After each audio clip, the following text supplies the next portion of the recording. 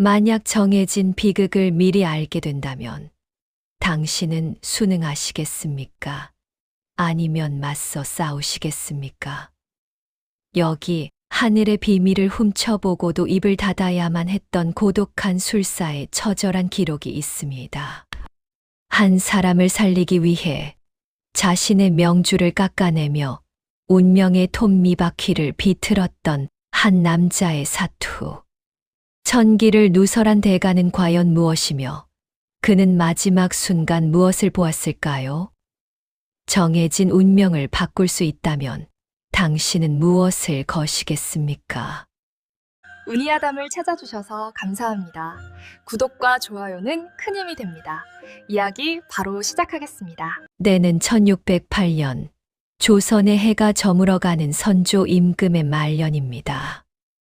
왕의 병세는 깊어지고 대궐 안팎으로는 차기 왕권을 둘러싼 불길한 속삭임이 안개처럼 깔리던 시기였지요.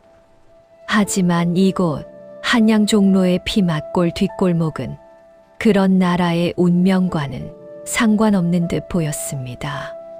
사람들은 그저 오늘 하루 먹고 살기 위해 좁은 골목을 비집고 다녔고 생선 비린내와 가난의 냄새가 뒤섞인 공기는 축축하게 가라앉아 있었습니다.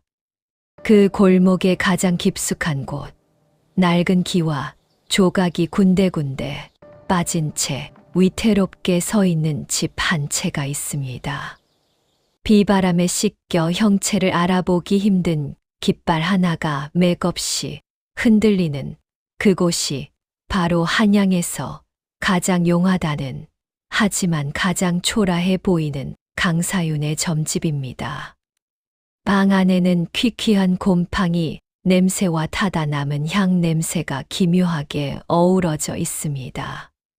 벽면 가득 쌓인 낡은 서책들은 먼지를 뒤집어 쓴 채 세월을 견디고 있었지요. 35의 강사윤은 그 어둠 속에 그림자처럼 앉아 있었습니다. 낡고 해진 무명옷을 입은 그의 모습은 영락없는 거리의 술사였지만 눈빛만큼은 달랐습니다. 그의 눈동자는 깊은 심연을 닮아 그 앞에 앉은 사람의 뼈마디, 속까지 훑어내리는 듯한 서늘함을 풍겼습니다. 그는 원래 몰락한 양반가의 서자였습니다. 아버지는 가문을 등졌고 어머니는 천대받다 세상을 떠났지요. 굴주림에 허덕이며 산속을 헤매던 어린 시절, 그는 무너져가는 고택의 벽장 안에서 낡은 책 한 권을 발견합니다.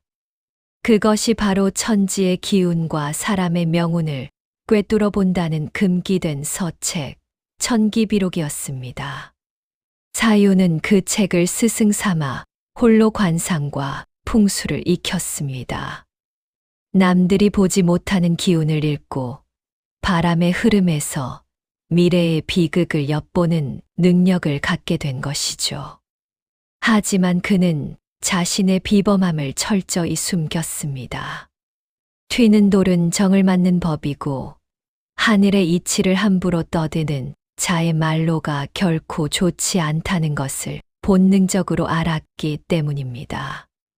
그래서 그는 그저 하루하루 입에 풀칠이나 하며 서민들의 잃어버린 소를 찾아주거나 혼사 길이를 잡아주는 척하며 소박하게 살아가고 있었습니다. 나으리, 이번 달은 수액이 비치니 밤길의 개울가를 조심하십시오. 괜히 발을 헛디뎠다간 평생 다리를 절게 될 수 있습니다. 사윤이 무심한 듯 손님에게 한마디를 던집니다. 손님이 고맙다며 엽전 몇 푼을 내려놓고 나가는 뒷모습을 보며 사윤은 깊은 한숨을 내쉽니다. 하늘을 보는 눈을 가졌으나 정작 자신의 구차한 삶은 바꿀 수 없는 것이 술사의 명운인가 싶어 씁쓸한 웃음이 나왔습니다.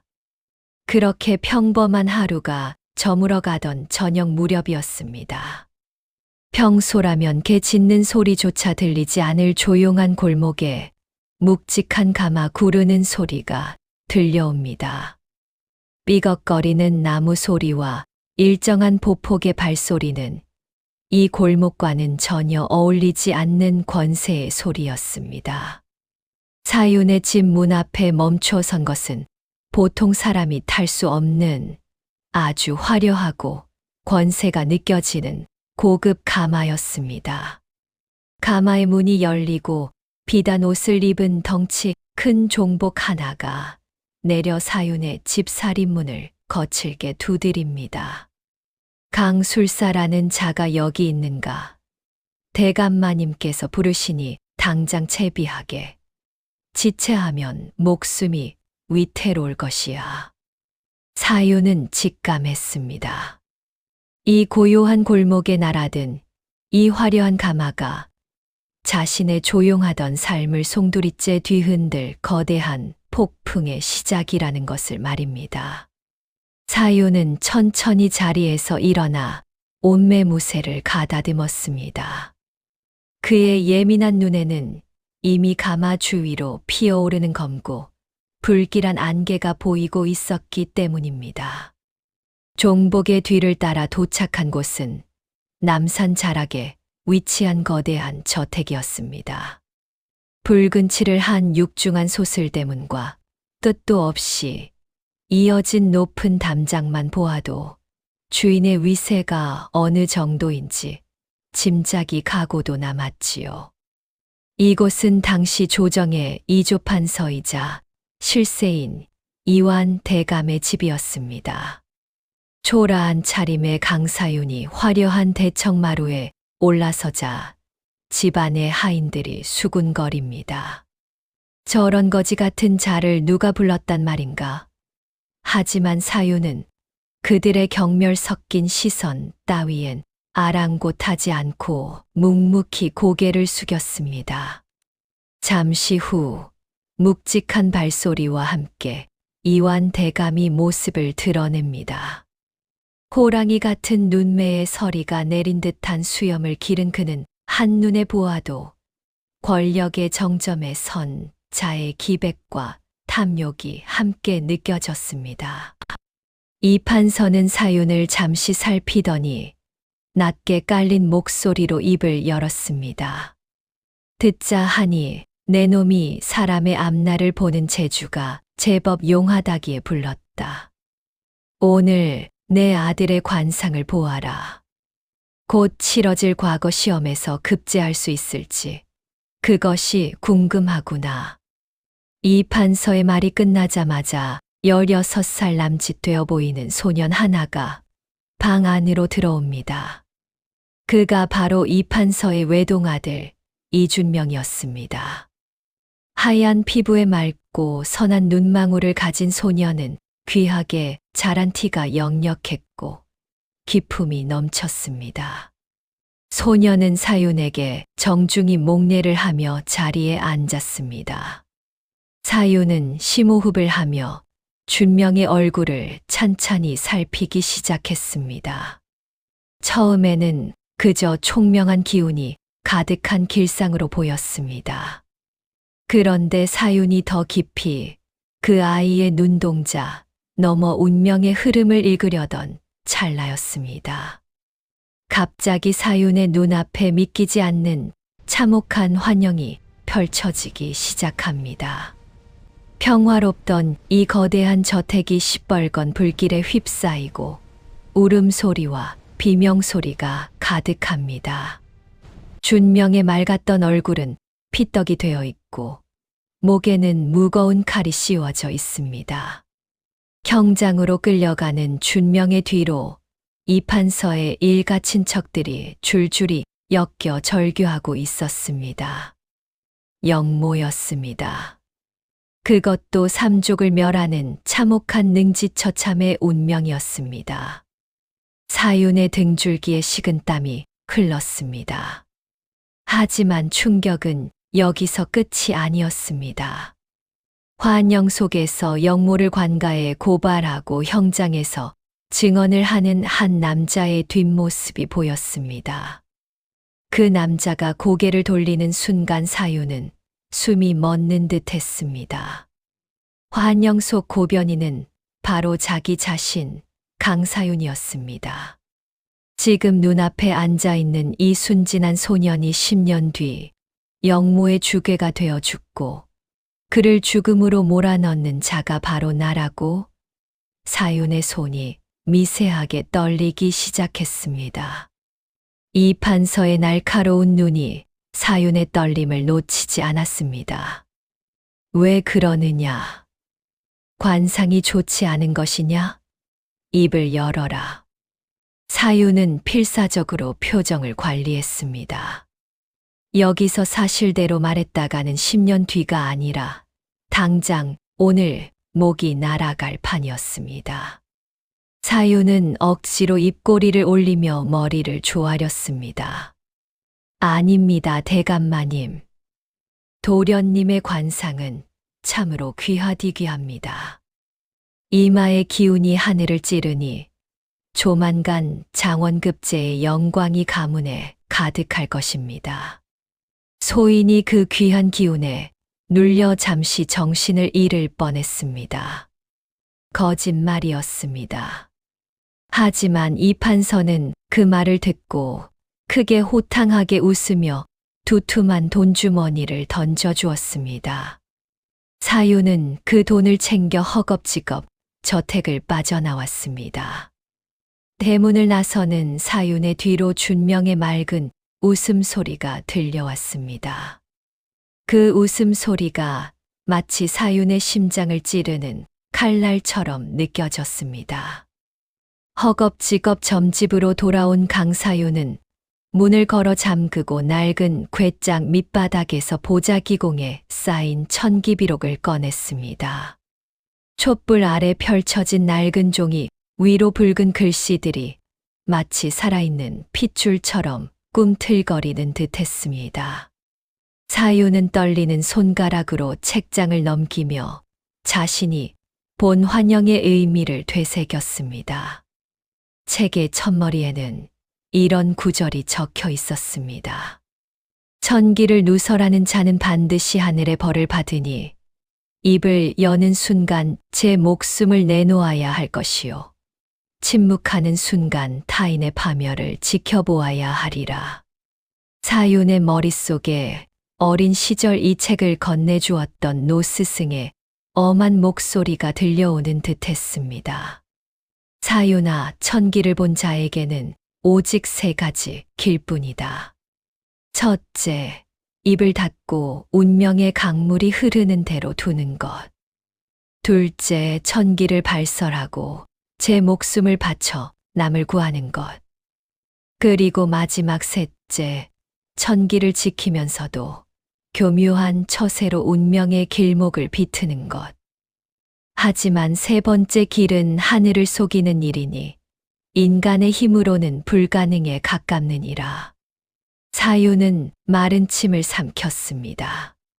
10년 뒤 그 순수한 소년 준명이 영모에 휘말려 죽고 자신이 그 아이를 고변하는 운명. 가만히 두자니 죄 없는 목숨들이 가련하고 입을 열자니 당장 천벌이 두려웠습니다. 고뇌로 밤을 지새우던 그때였습니다. 강술사, 안에 계시는가? 문 좀 열어보게. 목소리와 함께 살인문이 흔들렸습니다. 사유는 급히 책을 숨기고 문을 열었습니다. 문 밖에는 낡은 도포 차림의 중년 사내가 서 있었습니다. 그는 준명이 공부하는 서당의 훈장 박문수였습니다. 박문수는 초조한 기색으로 방에 들어서며 말했습니다. 실은 우리 서당의 이준명 도령 때문에 왔네. 요즘 도령이 밤마다 잠을 못 이루고 악몽에 시달린다네. 시커먼 안개가 집안을 덮치는 꿈을 꾼다며 울먹이는데 혹시 부적이라도 하나 써줄 수 있겠나? 아이의 안색이 너무 좋지 않네. 사유는 박문수의 얼굴을 빤히 쳐다보았습니다. 그리고 순간 사윤의 눈이 경련하듯 떨렸습니다. 박문수의 미간 사이에 짙은 죽음의 그늘이 드리워져 있었기 때문입니다. 그의 관상 역시 준명과 같았습니다. 10년 뒤 같은 영모 사건에 연루되어 거열형에 처해질 운명이었지요. 사유는 입술을 파르르 떨며 물었습니다. 훈장님, 혹시 준명 도령과 가깝게 지내십니까? 도령의 집안일에 깊이 관여하고 계신 건 아니겠지요? 내 자식처럼 아끼는 제자라네. 그 아이는 심성이 너무 고와서 탈이지. 아버지가 시키는 대로 과거 공부는 하고 있지만 사실은 산천을 유람하며 글이나 쓰고 싶어 하는 아이일세. 내가 그 아이의 유일한 말동무지. 사유는 속으로 외쳤습니다. 이미 시작되었구나. 하늘의 거대한 톱니바퀴가 소리 없이 돌아가기 시작한 것이었습니다. 준명과 그 주변 인물들이 보이지 않는 끈으로 묶여 거대한 파멸의 구덩이로 걸어 들어가고 있었습니다. 사유는 차마 부적을 써주지 못하고 멍하니 박문수를 바라보았습니다. 왜 대답이 없나? 무슨 문제라도 있는 것인가? 자네 안색이 더 안 좋아 보이네. 부적이 문제가 아닙니다. 훈장님, 지금 당장 도련님을 데리고 이 한양에서 멀리 떠나십시오. 과거고 뭐고 다 잊고 최대한 권력의 중심에서 멀어지십시오. 그것만이 도련님과 훈장님이 살 길입니다. 뜬금없이 그게 무슨 소린가? 이 판서 대감의 외동아들이 어디로 떠난단 말인가? 말도 안 되는 소리 하지 말게. 사유는 차마 더 이상 말하지 못하고 고개를 돌렸습니다. 이미 천기의 끝자락을 건드린 것일까요? 갑자기 가슴이 조여오는 통증과 함께 입안에서 비릿한 피 냄새가 올라왔습니다. 사유는 깨달았습니다. 운명을 바꾸려 시도하는 것조차 하늘의 금기를 건드리는 일임을 말입니다. 박문수 훈장이 떠난 뒤 강사유는 밤새도록 툇마루에 앉아 하늘을 올려다보았습니다. 무심하게 반짝이는 별들이 마치 거대한 감옥의 창살처럼 느껴졌습니다. 침묵하면 모두가 죽고 말하면 내가 죽는다라. 하늘이 정해준 판이라도 내 방식대로 비틀어 보겠다. 사유는 혼잣말을 내뱉으며 입가에 묻은 핏자국을 닦아냈습니다. 그는 결심했습니다. 천기를 직접 누설하지 않으면서도 인위적인 상황을 만들어 운명의 궤도를 틀어버리기로 말입니다. 그것이 하늘을 기만하는 일일지라도 눈앞에 선한 소년과 선비의 죽음을 방관할 수는 없었습니다. 사윤의 첫 번째 수는 이준명을 권력의 중심부인 한양에서 떼어놓는 것이었습니다. 며칠 뒤 이조판서 이완의 집무실 책상 위에 이름 없는 투서 한 장이 놓였습니다. 도령의 관상에 역신의 신이천의 그림자가 드리웠으니 서둘러 도성 밖으로 피신시키지 않으면 가문에 피바람이 불 것이요. 임금의 기운이 도령을 시기하고 있으니 조심하시오. 이 판서는 코방귀를 뀌며 투서를 구겨버렸습니다. 어떤 잡놈이 감히 내 아들을 두고 이런 망측한 소리를 짓거리는가. 당장 투서를 보낸 놈을 찾아내라. 하지만 사유는 거기서 멈추지 않았습니다. 그는 저작거리에 뜬 소문을 만드는 광대들과 거렁뱅이들을 매수했습니다.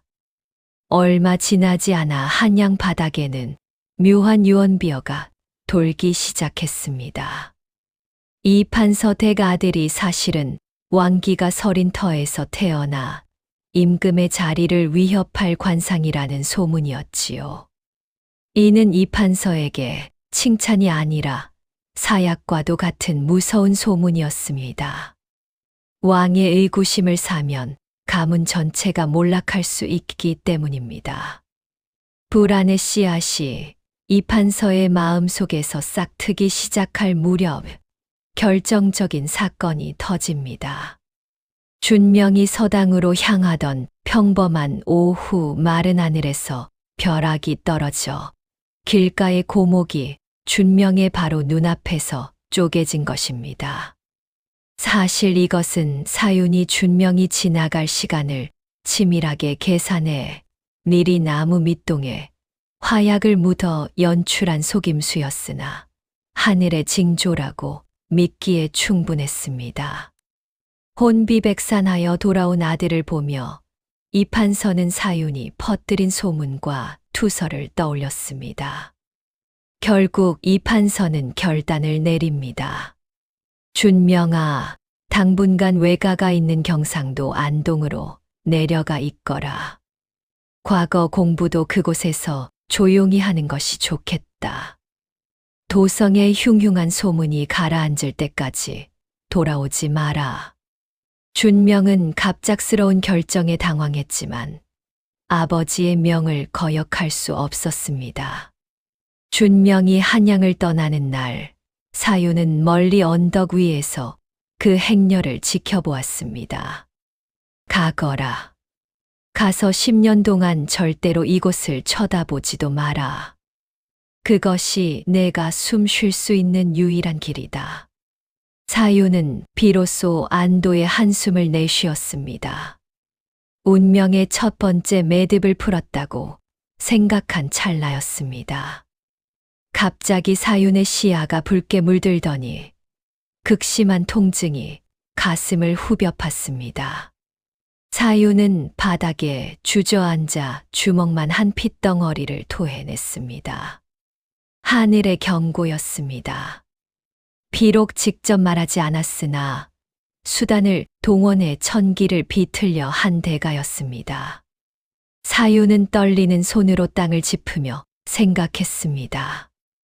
이제 겨우 한 걸음 뗐을 뿐인데 하늘의 노여움이 이리도 무거운 것인가. 한양의 하늘은 여전히 푸르렀지만 사윤의 등 뒤로는 길고 어두운 그림자가 길게 드리워지고 있었습니다. 강사윤이 피를 토하며 이준명을 멀리 보낸 지도 어느덧 2년이라는 세월이 흘렀습니다. 해는 바뀌어 1610년 한양의 공기는 더욱 차갑고 날카로워졌습니다. 사윤은 그간 몸을 추스르며 조용히 지냈으나 천기를 건드린 대가로 몸은 예전 같지 않았습니다. 머리카락엔 드문드문 흰 서리가 앉았고 가슴께엔 늘 묵직한 통증이 머물렀지요. 사윤은 안동으로 내려간 이준명의 소식을 간간히 수소문했습니다. 들려오는 소식에 의하면 준명은 그곳에서 두문불출하며 학문에만 전념하고 있다 했습니다. 그래, 그렇게 잊혀지면 된다. 권력에서 멀어지고 한양에서 멀어지면 그 끔찍한 운명의 줄도 느슨해지겠지. 사윤은 그렇게 믿었습니다. 그러던 어느 날 사윤의 점집에 낯선 손님 하나가 찾아듭니다. 값비싼 비단 도포를 걸친 기계가 당당한 젊은 양반이었습니다. 그는 자리에 앉자마자 사윤 앞에 묵직한 주머니를 내놓으며 말했습니다. 내가 이번 식년시 과거를 준비하고 있는데 과연 이번에 이름을 올릴 수 있을지 궁금하구려. 술사가 그리 용하다기에 찾아왔소. 내 관상에 관운이 있는지 좀 보아주게. 사윤은 무심하게 사내의 얼굴을 살폈습니다. 이름은 한성우. 대대로 무관을 배출한 집안의 자제였습니다. 그런데 그의 얼굴을 보는 순간 사윤은 쥐고 있던 찻잔을 바닥에 떨어뜨리고 말았습니다. 사윤의 눈앞에 다시금 지옥 같은 환영이 스쳐 지나갔습니다. 피 냄새 진동하는 형장, 그리고 그곳에서 처참하게 목숨을 잃는 사내들. 놀랍게도 그 명단 속에 지금 내 앞에 앉아 있는 한성욱의 얼굴이 있었습니다. 그것도 이준명과 똑같은 날, 똑같은 사건으로 말입니다. 사유는 입술을 떨며 물었습니다. 나으리, 혹시 안동에 있는 이준명 도령을 아십니까? 그분과 무슨 관계이신지요? 한성욱은 깜짝 놀라며 눈을 크게 떴습니다. 아니, 술사가 내 친구 준명을 어찌 아시오? 준명이는 나의 마격지우이자 생사를 같이 하기로 맹세한 것이라오. 마침 잘 되었구려. 준명이가 이번 과거를 보러 한양으로 곧 올라온다 하기에 내가 먼저 점을 보러 온 것이라오. 우리가 함께 급제할 수 있을지 봐달란 말이오. 사윤의 가슴이 철렁 내려앉았습니다. 올라오다니요? 도령은 안동에서 조용히 지내야 합니다. 절대로 올라오면 안 됩니다. 사윤의 갑작스러운 호통에 한성욱은 불쾌한 듯 인상을 찌푸렸습니다. 이 사람이 미쳤나? 친구가 과거를 보러 오겠다는데 왜 이리 무례하게 구는 거요?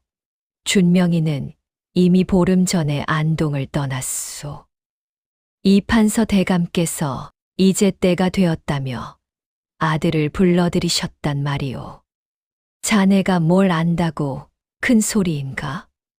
사유는 눈앞이 캄캄해졌습니다.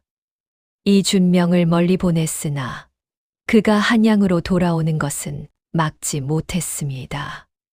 게다가 한성욱이라는 새로운 인연이 그 운명의 사슬을 더 단단하게 조이고 있었습니다.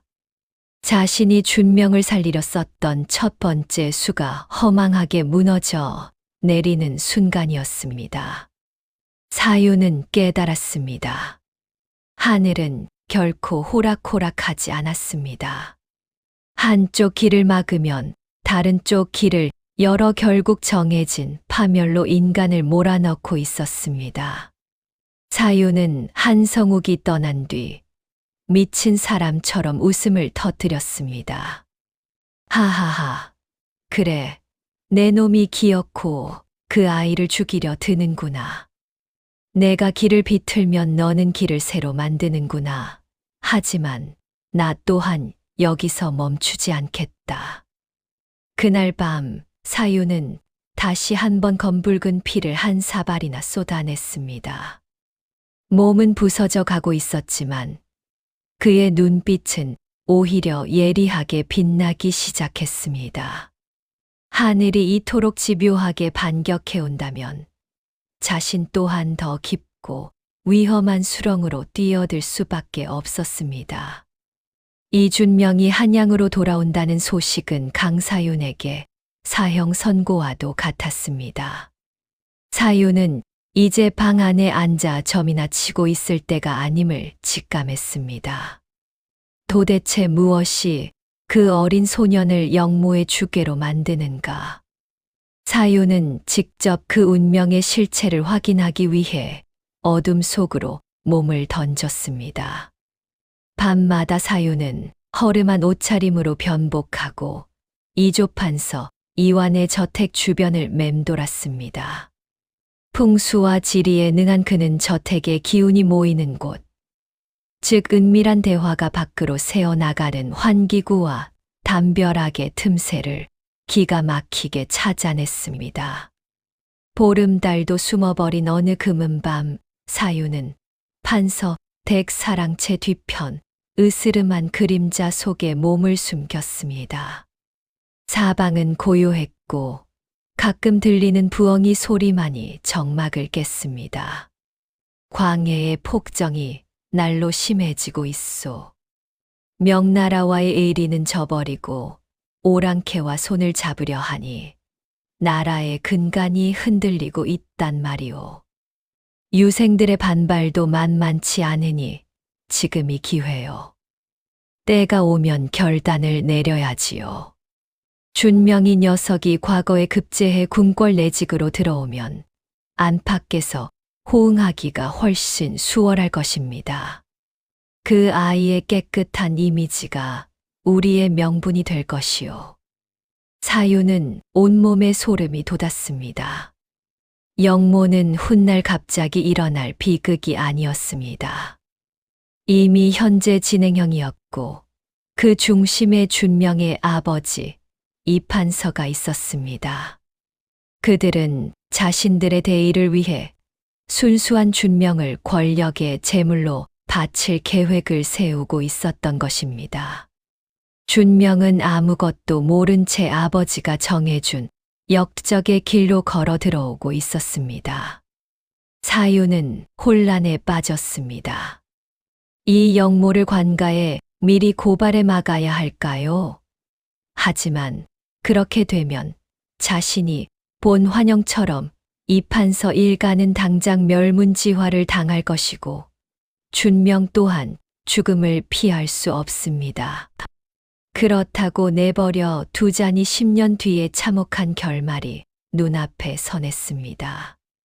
그날 밤 사유는 지독한 고열에 시달리며 꿈을 꾸었습니다. 꿈 속에서 그는 끝을 알 수 없는 거대한 벼랑 끝에 서 있었습니다. 그때 천기비록의 저자인지 혹은 하늘의 화신인지 모를 백발의 노인이 안개 속에서 나타났습니다. 사윤이 울부짖으며 물었습니다. 어찌해야 합니까? 길을 막아도 운명은 다시 돌아오고 사실을 말하자니 모두가 죽습니다. 저는 그저 아이를 살리고 싶을 뿐입니다. 노인은 서늘한 미소를 지으며 수수께끼 같은 한마디를 남겼습니다. 천기를 거스르려 하지 마라. 천기를 지키는 유일한 방법은 오히려 천기를 이루는 것이니라. 죽음 속에 삶이 있고 삶 속에 죽음이 있는 법이다. 천기를 이루라고요? 그 아이가 죽게 내버려 두란 말씀입니까? 그게 어떻게 살리는 길입니까? 사윤의 외침에도 노인은 안개 너머로 사라져 버렸습니다. 잠에서 깬 사윤은 온몸이 땀으로 젖어 있었습니다. 천기를 이루는 것이 천기를 지키는 방법이라니. 죽여야 살릴 수 있다는 뜻인가? 아니면 일어날 일은 반드시 일어나야 한다는 뜻인가? 사유는 어둠 속에서 자신의 손을 내려다보았습니다. 이제 더 이상 도망칠 곳은 없었습니다. 그는 결심했습니다. 하늘이 짠 판 속에서 자신만의 방식으로 말을 움직이기로 말입니다. 1612년의 봄은 유난히도 잔인했습니다. 안동에서 돌아온 이준명은 어느덧 18배 의젓한 청년이 되어 있었습니다. 강사유는 더 이상 숨어서 지켜만 볼 수 없었습니다. 그는 운명의 줄기를 직접 잡기 위해 스스로 준명의 앞길에 나타나기로 했습니다. 사유는 준명이 자주 찾는 성균관 근처의 작은 주막에 자리를 잡았습니다. 그리고 일부러 준명이 들을 수 있도록 큰 소리로 주역의 이치를 논하며 사람들의 시선을 끌었지요. 학구열이 높고 세상 물정에 호기심이 많았던 준명은 사윤의 비범한 식견에 매료되었고 결국 먼저 다가와 말을 건넸습니다. 선생님의 말씀을 엿들으니 그 이치가 참으로 깊습니다. 책에서 보지 못한 살아있는 학문 같습니다. 신뢰가 안 된다면 한 수 가르침을 주실 수 있겠습니까? 가르침이라니요. 그저 세상 돌아가는 이치를 조금 아는 술사일 뿐입니다. 도련님처럼 귀하신 분이 어울릴 사람은 아니지요. 그날 이후 두 사람은 기묘한 인연을 맺게 되었습니다. 사유는 준명에게 단순히 글을 가르치는 것이 아니라 세상에서 살아남는 처세를 가르쳤습니다. 사유는 기회가 있을 때마다 뼈 있는 말을 던졌습니다. 도련님, 꽃은 만개했을 때 꺾이기 쉽고 나무는 가장 높이 솟았을 때 바람을 가장 많이 맞는 법입니다. 때로는 권력의 중심에서 한 걸음 물러나 낮은 곳을 살피는 것이 진정한 군자의 도리이지요. 너무 높은 곳만 보지 마십시오. 하지만 아버님께서는 제가 빨리 과거에 급제하여 가문을 빛내야 한다고 하십니다. 그것이 효도가 아니겠습니까? 저도 아버님을 돕고 싶습니다. 부모의 뜻이 항상 자식의 목숨을 구하는 것은 아닙니다. 때로는 그 큰 기대가 자식의 목을 죄는 밧줄이 되기도 하는 법이지요. 도련님은 도련님의 길을 보셔야 합니다. 준명은 사윤의 말 속에 담긴 무거운 경고를 다 이해하지는 못했지만 그 진심 어린 눈빛에 점차 감화되어 갔습니다. 사윤은 준명에게 때가 오면 뒤도 돌아보지 말고 남쪽으로 가라는 암시를 끊임없이 심었습니다. 그러나 이런 두 사람의 만남을 곱지 않게 보는 눈이 있었습니다. 바로 준명의 아버지 이판서였습니다. 아들이 정체 모를 술사와 어울리며 나약한 소리를 한다는 보고를 받은 이판서는 분노했습니다. 어느 늦은 밤 사윤이 점집으로 돌아가는 길에 어둠 속에서 번뜩이는 칼날이 나타났습니다. 이판서가 보낸 자객들이었습니다. 대감마님의 아드님을 홀린 죄, 내 목숨으로 갚아라. 사윤은 평소 익혀둔 지형지물을 이용해 간신히 골목 끝으로 몸을 숨겼습니다. 날카로운 칼끝이 옷소매를 스치며 피가 배어 나왔습니다. 자객들은 사윤의 기묘한 도주술에 당황하다 물러갔지만 사윤은 깨달았습니다. 이제 시간이 얼마 남지 않았다는 것을요. 이판서의 욕망은 이미 멈출 수 없는 전차와 같았고 사윤이 준명을 설득하는 것보다 운명의 시간이 더 빠르게 다가오고 있었습니다. 이판서, 당신이 아들을 지옥으로 밀어넣겠다면 나는 그 지옥의 문을 아예 부숴버릴 것이요. 내 목숨을 제물로 바쳐서라도. 세월은 무정하게 흘러 어느덧 1615년이 되었습니다. 강사윤이 환영으로 보았던 운명의 그날이 코앞으로 다가온 것입니다. 한양의 공기는 폭풍 전야처럼 무겁게 가라앉아 있었습니다. 이판서를 중심으로 한 영모 세력은 마침내 거사이를 확정했고 준명은 아버지가 짜놓은 계획에 따라 궁궐 내부의 정보를 빼내는 핵심적인 역할을 맡게 되었습니다. 준명은 여전히 그것이 나라를 구하는 길이라 믿고 있었습니다. 사유는 그간 모은 정보와 천기 비록의 구절들을 맞추어 보며 마침내 꿈속 노인이 말했던 천기를 이루는 방법의 진짜 의미를 깨달았습니다. 그래, 천기란 바꿀 수 없는 사실이다. 10년 뒤 영모 사건이 일어나는 것도, 그리고 그 영모를 내가 관가에 고변하는 것도 이미 정해진 천기였어. 내가 침묵하면 천기를 어기는 것이고, 내가 고변하면 천기는 이루어지지만 준명이는 죽는다. 그렇다면 방법은 하나뿐이다. 내가 고변자가 되되 준명이를 그 자리에 없게 만드는 것. 사윤의 눈이 번뜩였습니다. 그것은 천기의 내용은 지키되 그 결과를 비트는 마지막 묘수였습니다. 거사 사흘 전 사윤은 다급하게 준명을 불렀습니다. 사윤의 얼굴은 금방이라도 쓰러질 듯 창백했고 목소리는 떨리고 있었습니다. 도련님, 제 마지막 부탁입니다. 제 평생의 은사님이 지금 제주도에서 위독하시다는 전가를 받았습니다. 제가 이 몸으로는 도저히 갈 수 없으니 도련님이 대신 가셔서 이 서찰과 약재를 전해 주십시오. 이것은 제 목숨보다 소중한 일입니다. 은사님을 뵙지 못하면 저는 평생 눈을 감지 못할 것입니다. 준명은 당황했습니다. 선생님, 지금은 과거 시험이 코앞이고 아버님께서도 외출을 금하셨습니다. 거사가 얼마 남지 않았는데 어찌 지금 제주까지 간단 말입니까? 다른 사람을 보내시지요.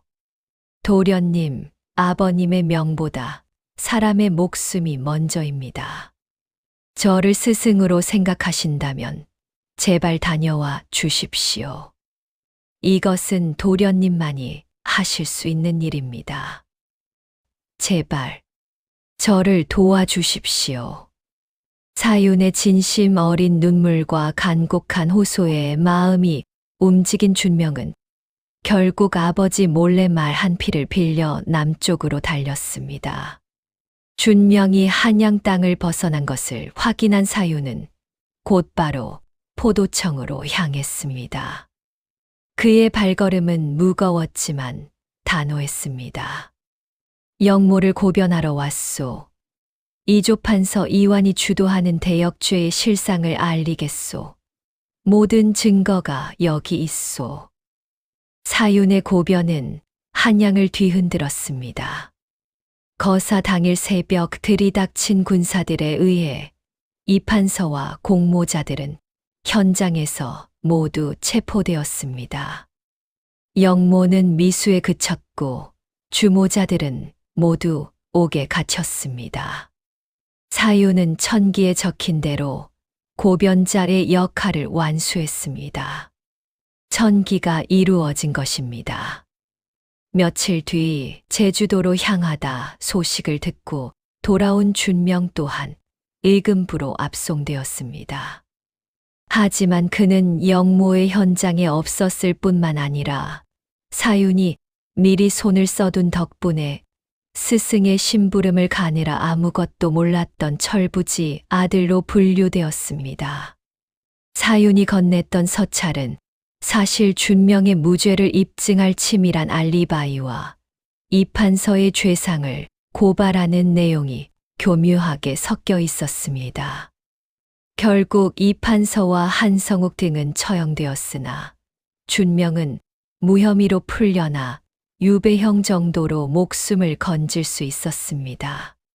사윤은 옥사 밖에서 그 소식을 듣고 길게 숨을 내뱉었습니다. 피가 섞인 가래가 터져 나왔지만 그는 웃었습니다. 하늘이여 보셨습니까? 천기는 이루어졌고 사람은 살았습니다. 이것이 제가 찾은 답입니다.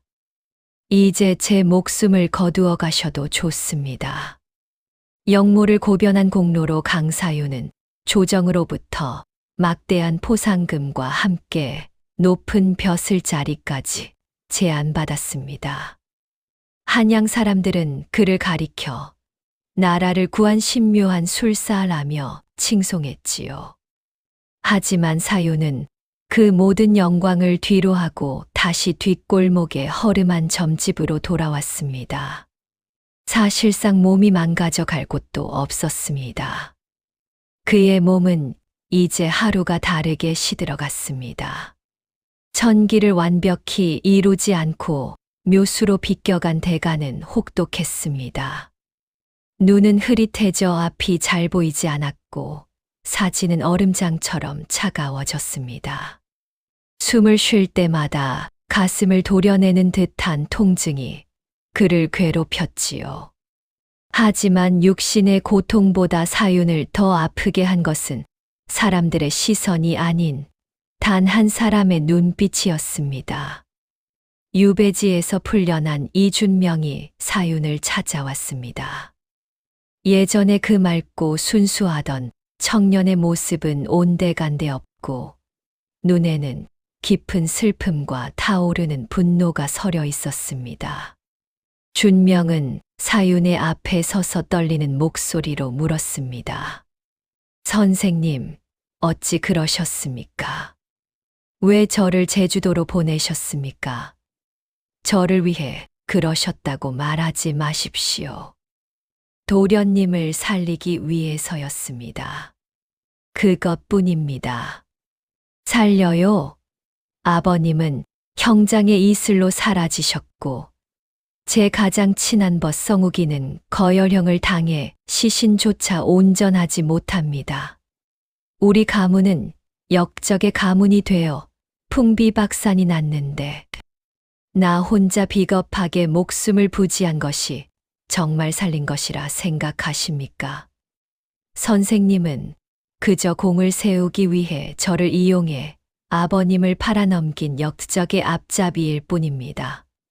술사의 욕심이 우리 집안을 도륙했소. 사유는 가슴이 찢어지는 듯 했지만 끝내 진실을 말하지 않았습니다. 천기를 비트는 법을 알려준 서찰의 비밀이나 자신이 본 환영에 대해서는 죽을 때까지 비밀로 간직해야 했습니다. 그것이 남은 천기를 지키는 마지막 도리였기 때문입니다. 그래요. 나를 원망하시게. 내가 도련님을 속이고 이용한 것이 맞네. 내 욕심이 과했어. 준명은 사윤의 얼굴에 침을 뱉듯 독서를 내뱉고는 뒤돌아 떠나갔습니다. 다시는 선생님이라 부르지 않을 것입니다. 당신이 준 이 더러운 목숨, 평생 당신을 저주하며 살겠소. 준명의 뒷모습이 멀어지자 사유는 참았던 기침을 쏟아내며 바닥을 기었습니다. 입가에서 흘러나온 검은 피가 방바닥을 적셨습니다. 사유는 희미해져 가는 의식 속에서도 쓸쓸하게 미소 지었습니다. 미안하네, 준명아. 자네가 나를 미워해야 자네의 운명이 비로소 완성되는 것이라네. 자네가 살아있으니 나는 그것으로 충분하네. 고맙네, 살아주어서. 사윤의 점집에는 이제 손님의 발길이 끊겼습니다. 보신을 위해 사람을 팔아넘긴 배신자 술사라는 낙인이 찍힌 것이지요. 하지만 사윤은 오히려 평온해 보였습니다. 그는 마지막 남은 힘을 쥐어짜 천기비록의 맨 마지막 장에 무언가를 적기 시작했습니다.